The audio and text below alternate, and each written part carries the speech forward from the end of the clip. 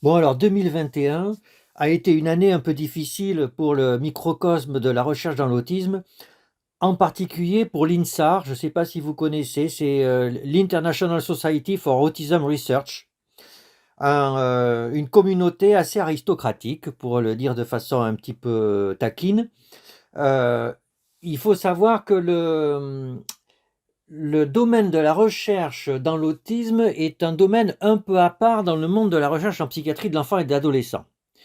Heu, Parce que, historiquement, c'est une communauté qui s'est constituée très tôt et sur des bases, scientifiques très fortes. Voilà, et l'INSAR, regroupe, ces professionnels de très haut niveau, et donc 2021, ça a été un peu difficile pour eux. Ça a commencé par, l'arrêt de la grosse étude, d'épidémiologie génétique de Baron Cohen, hem, sous la pression d'associations de patients. Sous-entendant que, on n'était pas trop au fait des objectifs de cette étude et que quelque part elle pourrait servir un jour à faire des interruptions de grossesse, ce qui les choque profondément. Alors après, ou au même moment, il y a eu dans l'American Journal of Psychiatry un artiste de Riglin, ou Riglin, je ne sais pas comment on dit en anglais, qui étudie les trajectoires de phénotypes en lien avec l'autisme au cours du développement. Et ces auteurs montrent que, certes, il y a des trajectoires stables, qu'il y a des trajectoires qui déclinent ou s'aggravent au cours du temps, mais surtout, ce qui les interpelle, c'est qu'il y aurait des late onset patients in autism spectrum disorder, c'est-à-dire des patients qui développeraient des symptômes autistiques sur le tard. Et ça a beaucoup choqué les spécialistes de l'autiste, parce que pour eux, quelque part, ça n'est pas possible. Et donc, il y a eu une réponse assez verte de Catherine Lord, qui est une grande spécialiste de l'autiste, dans le même journal, sous-entendant que ces épidémiologistes utilisaient des instruments qui ne mesuraient pas l'autisme, que c'était des instruments qui évaluaient certains aspects symptomatiques de l'autisme, mais qu'en aucun cas c'était des TSA, et que donc on ne pouvait pas dire une chose comme ça. Alors après, il y a eu, et je pense que c'est surtout ce qui s'est, l'élément vraiment important, c'est un article de Laurent Mautron, qui est un psychiatre canadien spécialisé dans l'autisme, que j'apprécie beaucoup personnellement, qui a écrit donc un papier dans Autism Research, la revue de l'INSAR, et qui a déclenché de nombreuses réactions avec 6 ou 7 réponses qui ont été faites de la part d'auteurs aussi prestigieux que Gilbert et Outafris. Et donc Laurent Mautron dit la chose suivante, il dit qu'on est dans une impasse dans la recherche sur l'autisme, que cette impasse, et d'ailleurs quel que soit le domaine, de la génétique, de la clinique, etc., elle est cette impasse, et que cette impasse vient du fait que le phénotypage utilisé dans les études n'est pas bon. Qu'on utilise l'ADI, la dose, les critères DSM, etc., mais que ces critères et ces instruments ont sûrement été utiles et le sont peut-être encore dans le domaine de la clinique pour homogénéiser les diagnostics, mais que en fait, ils sont très imparfaits pour phénotyper la problématique autistique, et que du coup, il y a du bruit dans les patients inclus, et du coup, on n'arrive à rien trouver. Et que de la même façon, la conceptualisation de l'autisme sous la forme d'un spectre a dilué le phénotype autistique, et que cette dilution conduit encore plus à une perte de puissance statistique, à une absence de résultats possibles dans les études. Et donc, Laurent Mautron propose à la place de construire des prototypes de patients autistes à partir desquels on pourrait inclure les sujets dans les études, dans le but de faire des recherches qui seraient beaucoup plus fines et précises. Alors, les gens qui ont répondu, les collègues très spécialistes dans l'autisme qui ont répondu, certes, ils partagent le point de vue de Laurent Mautron sur le phénotypage imprécis, le fait que l'ADI, la DOS, la notion de spectre, c'est sûrement pas finalement une bonne idée pour la recherche, mais ils sont pas trop d'accord avec la notion de prototype parce que ils disent mais alors qui va décider des prototypes? Est-ce que Laurent Mautron, comme ça, il peut décider tout seul des prototypes et puis etc. etc. Donc voilà. Donc du coup, au final, quand on prend du recul, même pour les gens de l'INSAR, ben, on ne sait plus tellement de quoi on parle quand on parle d'autisme. Et c'est très gênant quand on fait de la recherche de ne pas savoir de quoi on parle. Et la situation, en fait, est d'autant plus critique que les personnes de l'INSAR savent très bien que, ben, aujourd'hui, Greta Thunberg est en haut de l'affiche, que Greta Thunberg appartient au spectre de l'autisme, c'est elle qui le revendique, hein, elle envoie sur Twitter #AspiPower, et, et elle décrit d'ailleurs qu'elle a eu des troubles du comportement alimentaire, qu'elle a eu de la dépression du fait de son TSA, que maintenant ça va mieux, donc elle est authentiquement TSA, et pourtant, on ne peut pas dire qu'elle a un trouble du neurodéveloppement, puisque selon le livre de Michael Reuter, 2005, un trouble de neurodéveloppement, c'est une anomalie du développement du système nerveux central qui conduit à un fonctionnement déviant, et on ne peut pas dire, bien sûr, que Greta Thunberg a un fonctionnement déviant si ce fonctionnement vise à sauver l'humanité. Donc on comprend le désarroi des spécialistes de l'autisme, par quel bout prendre la question autistique, et c'est vrai pour la clinique comme pour la recherche. Alors, pourtant, ça c'est le premier point, après cette introduction, pourtant on pourrait dire que, en principe, quand on est chercheur, on est libre du choix de son objet d'étude. A priori oui, sauf que si l'autisme devient une problématique identitaire, c'est plus compliqué que ça, parce que vous, scientifiques, travaillez sur une identité. Et vous n'êtes pas forcément, aujourd'hui en tout cas, légitime pour travailler sur cette identité. Et vous savez qu'il existe aujourd'hui des gender studies, des colonial studies, que tout le monde n'est pas légitime pour travailler dans ces champs d'études. Et vous savez par exemple aussi qu'aux États-Unis, on considère aujourd'hui qu'un écrivain blanc va avoir du mal à décrire un personnage noir parce qu'il n'est pas légitime pour ça, etc., etc. Et on peut imaginer que dans un avenir plus ou moins proche, il y ait des autistic studies qui soient réservés à des personnes soit du spectre, soit affiliées, qui auraient pour légitimité de déconstruire à partir d'une théorie critique la problématique de l'autiste telle que vue par les neuroscientifiques et par les psychiatres. Et je ne serais pas étonné que ça advienne, et d'ailleurs pourquoi pas, et d'ailleurs peut-être que ça serait bien. Alors, ceci étant dit, la question de recherche subsiste. Qu'est-ce que l'autisme? En 2021, on ne sait pas, et c'est gênant pour faire de la recherche. Donc, une des premières questions de recherche qui se pose aujourd'hui, c'est comment redéfinir ou définir l'autisme dans le but de faire de la recherche et de la clinique. Alors, premier point, moi j'ai l'impression que on ne pourra répondre à cette question de recherche qu'à partir d'approches multidisciplinaires, et même très largement multidisciplinaires. Et que la discipline de base qui permettra de jeter les fondations de cette définition de l'autisme doit être la phénoménologie. La phénoménologie au sens de la philosophie allemande, c'est-à-dire de la suspension du jugement, et partant de là, d'essayer de capter l'expérience subjective, en l'occurrence des sujets autistes. Et il se trouve qu'en ce moment, il y a des chercheurs qui travaillent sur ce sujet. Alors il y a un intellectuel français qui appartient au spectre TSA.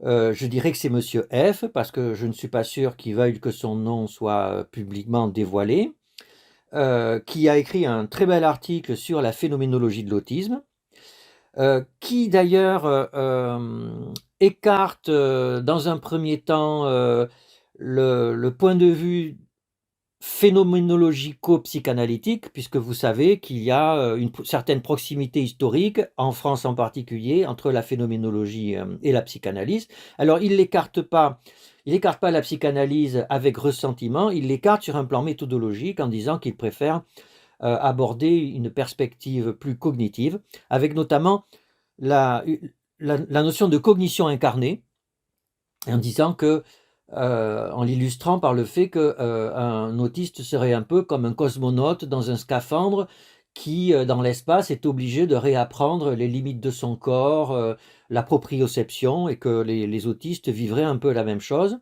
Et une phénoménologie du sens commun, que je trouve très intéressante. Vous savez, le sens commun est quelque chose d'assez mystérieux. en fait, implicitement, nous avons des choses qui font sens et c'est une évidence et ça participe à la construction de la société. Et eh bien, il se trouve que possiblement, les personnes autistes auraient du mal à accéder à ce sens commun et ça participerait à leurs difficultés d'intégration et de fonctionnement et d'intégration dans la société. Alors après Monsieur F, il y a un jeune chercheur Till Grohmann, chercheur allemand qui a soutenu sa thèse en France en 2015 sur la phénoménologie de l'autisme et qui en ce moment est, je crois, aux Pays-Bas. Et donc sa thèse, on peut la trouver sur Internet, elle a été publiée, et d'ailleurs je pense qu'elle est publiée en français également. On peut l'acheter dans les librairies. Il y a aussi un auteur japonais, un philosophe phénoménologiste, Yasuhiko Murakami, qui a travaillé aussi sur la phénoménologie de l'autisme. Donc on voit là qu'il y a un terrain en ce moment assez actif autour d'essayer de comprendre le vécu subjectif des personnes autistes, en particulier telles qu'elles se voient elles-mêmes. Alors ça, bien sûr, c'est phénoménologie de l'autisme, mais pour des formes d'autisme qui sont dans le spectre TSA du côté, disons, le moins symptomatique. Pour les sujets les plus symptomatiques, la question phénoménologique est sûrement différente.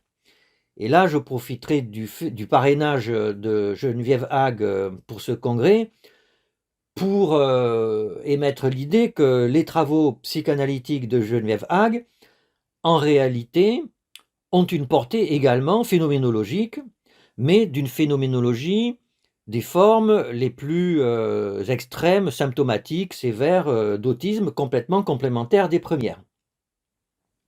Alors en plus de la perspective phénoménologique, psychanalytique à tendance phénoménologique, je rajouterai aussi l'approche développée par Anne Philippe, qui est une chercheuse que j'apprécie aussi beaucoup, chercheuse de l'INSERM, spécialisée dans la génétique de l'autisme, qui travaille à Necker et qui a une aptitude extraordinaire à phénotyper avec une grande précision les formes syndromiques d'autisme.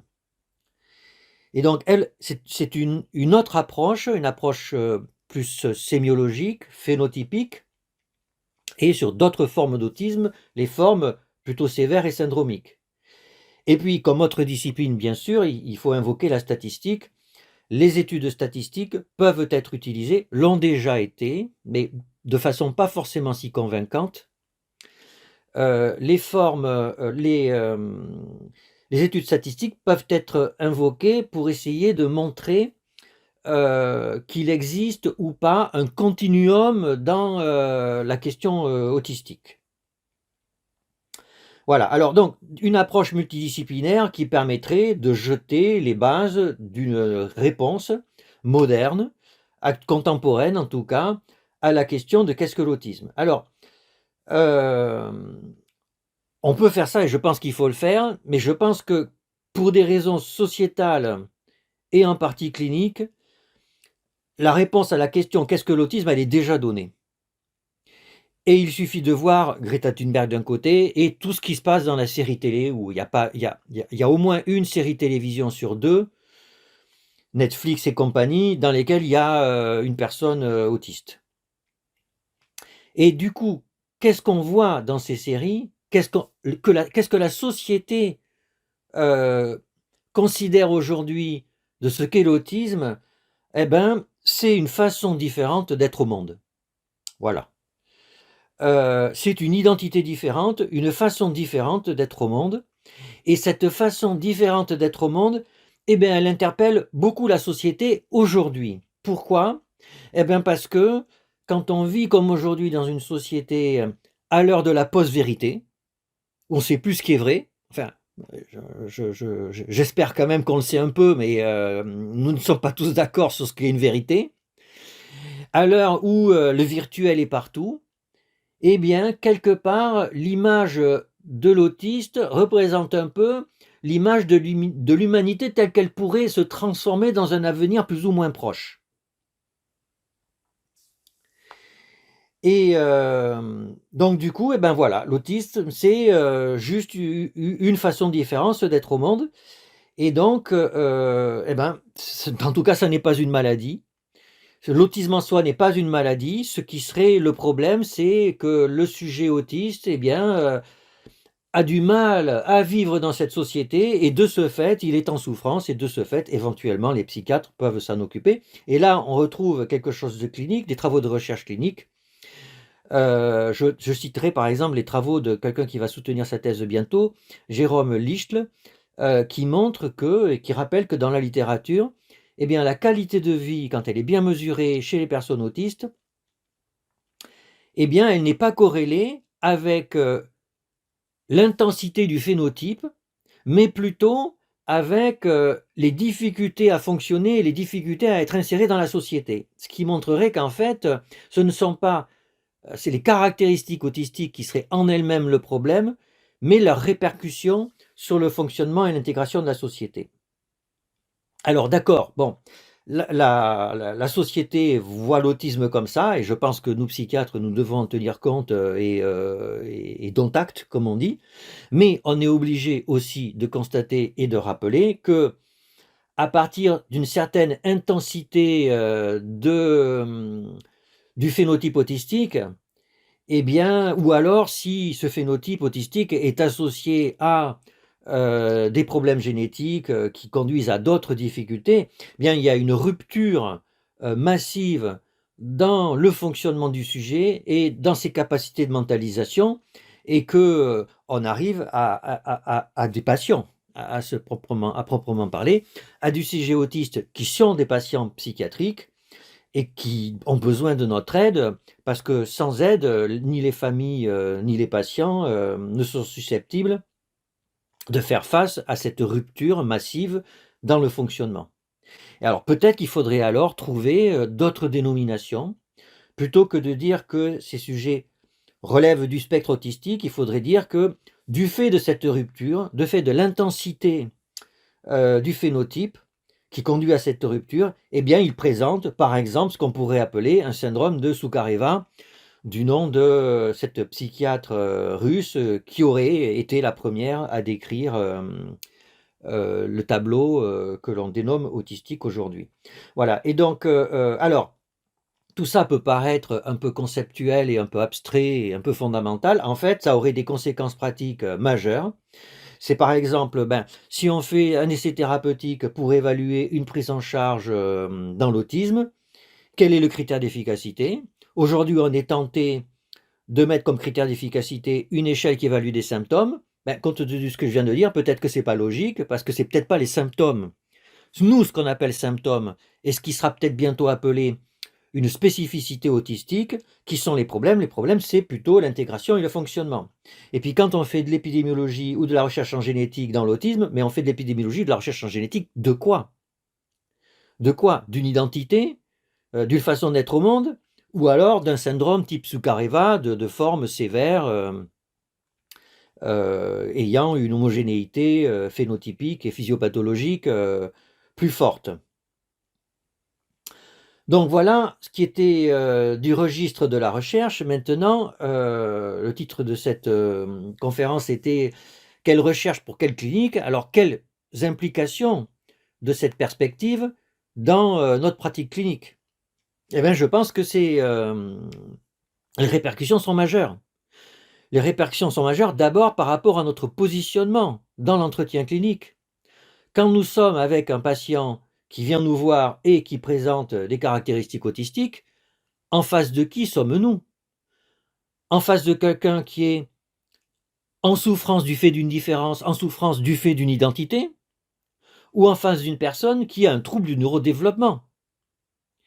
Euh, les deux situations sont... Alors vous me direz peut-être que c'est l'un n'empêche pas l'autre. Bien sûr, l'un n'empêche pas l'autre, mais on n'est pas pareil. Les parents n'entendent peut-être pas la même réponse selon qu'ils arrivent avec dans leur tête l'idée d'un trouble neurodéveloppemental ou l'idée d'un trouble lié à une souffrance en lien avec une différence. Et même, je pense vraiment que dans la conduite de l'entretien, il est tout à fait possible, et pour moi c'est une évidence, que nous ne serons pas dans la même position, que nous n'utiliserons pas les mêmes mots, que nous ne serons pas dans la même relation thérapeutique selon qu'on considère la question de la différence ou du trouble neurodéveloppemental. Donc voilà quelque chose de clinique et d'immédiat, mais je pense qu'il y a aussi quelque chose de sous-jacent qui est encore plus profond et qui n'est pas lié uniquement à la question de l'autisme, mais qui traverse toute la psychiatrie de l'enfant et de l'adolescent. Je veux dire, est-ce qu'en psychiatrie de l'enfant et de l'adolescent, on a affaire à une clinique de l'intersubjectivité ou à une clinique de l'alliance thérapeutique? Alors là aussi, peut-être que vous me direz, mais l'un n'empêche pas l'autre. En fait, pour le dire autrement, alors, est-ce que la psychiatrie de l'enfant et de l'adolescent, est-ce que c'est une médecine comme les autres, c'est-à-dire une médecine comme les autres médecines sont pratiquées aujourd'hui? C'est-à-dire qu'on a des bases physiopathologiques, on a une sémiologie, à partir de tout ça, on décide d'un traitement, et il faut que ce traitement soit supporté par une bonne alliance thérapeutique pour que le patient soit satisfait et pour qu'il continue à être compliant par rapport à son traitement. C'est un peu comme ça que, en tout cas, la Haute Autorité de Santé nous propose de travailler quand on est médecin. Alors, est-ce que la psychiatrie de l'enfant et de l'adolescent doit faire ça? Ou est-ce que la psychiatrie de l'enfant et de l'adolescent, c'est une médecine de l'entretien thérapeutique, c'est-à-dire l'entretien, c'est pas juste un recueil sémiologique dans le but de trouver un traitement et de construire une alliance, c'est un entretien qui en lui-même est thérapeutique. Le fait de parler, de s'engager dans la relation, dans la rencontre avec le patient, va être thérapeutique. Et ça se réalise à la condition de se situer dans une intersubjectivité forte et revendiquée. Or, l'entretien thérapeutique, l'intersubjectivité revendiquée, ça n'est pas dans les recommandations de la HAS, alors, à tort ou à raison. Parce que là, bien sûr, moi personnellement, j'ai choisi ce métier parce que, être dans la rencontre, dans l'intersubjectivité avec un enfant de 6, 7, 8 ans, c'est quelque chose de magique, c'est quelque chose d'unique, et ça me plaît. Alors, et j'ai l'impression que c'est thérapeutique, j'ai l'impression. Alors vous me direz, d'accord, c'est bien, mais c'est une impression, et puis de toute façon, ton métier, c'est peut-être pas, t'es pas, certes, ça te plaît de travailler comme ça, mais c'est peut-être pas comme ça qu'il faut travailler, hein. Peut-être que tu serais plus efficace en travaillant autrement. Alors ok, peut-être qu'il faut travailler autrement, peut-être qu'il faut avoir une approche plus médico-centrée, mais avant de décider de l'un ou de l'autre, il faudrait quand même y réfléchir, que ça soit basé sur des travaux de recherche, et puis qu'au moins tout le monde en discute, et qu'on soit tous lucides, patients, autorités et médecins, sur les enjeux de la nouvelle clinique de la psychiatrie de l'enfant et de l'adolescent, telle qu'elle est envisagée aujourd'hui. Voilà, merci pour votre attention.